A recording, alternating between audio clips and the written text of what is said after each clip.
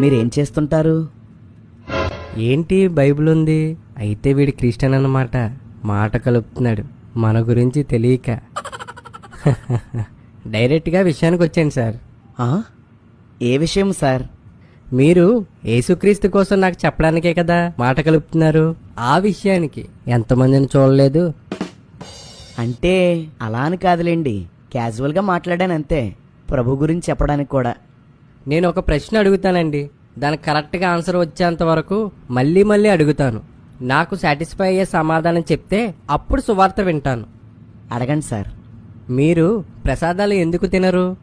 మీరు ఇంట్లో వండుకునే బియ్యము రైతు పొలంలో పండినవే, ప్రసాదంగా ఇచ్చే పులిహోరకు వాడే బియ్యము రైతు పొలంలో పండినవే. ఈ రెండిటికి తేడా ఏంటి? సార్, మీరు అన్నం ముద్దిస్తే ఒక చేత్తో తీసుకుంటారు, ప్రసాదం ఇస్తే 2 చేతులతో తీసుకుంటారు. ఎందుకని? రెండిటికి తేడా ఏంటి? ఉమ్, అన్నం మామూలుగా తింటారు, ప్రసాదాన్ని కళ్ళకద్దుకుని తింటారు.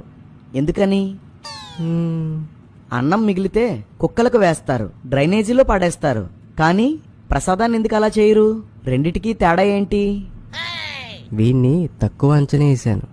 అంటే అది ఆహారం, ఇది విగ్రహార్పితం. తేడా ఉంది కదా, ఉంది. అందుకే తినం సార్. విగ్రహార్పితాలు తినకూడదని బైబిల్లో ఒక్క చోట కూడా లేదు. ఇది కేవలం పాస్టర్లు కల్పించిందే. అలాంటప్పుడు మీరెందుకు విగ్రహార్పితాలు తినకూడదంటున్నారు?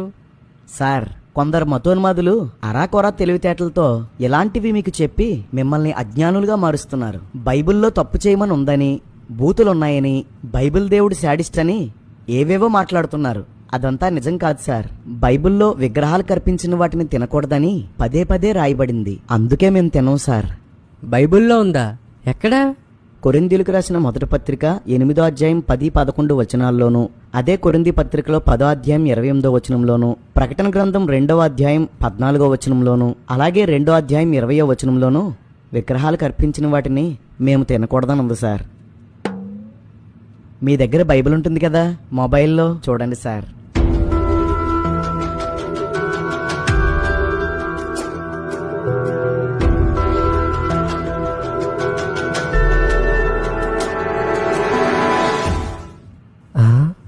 నిజమే, మన మతోద్ధారకులు ధర్మ పరిరక్షకులు అలా చెప్పారేంటి?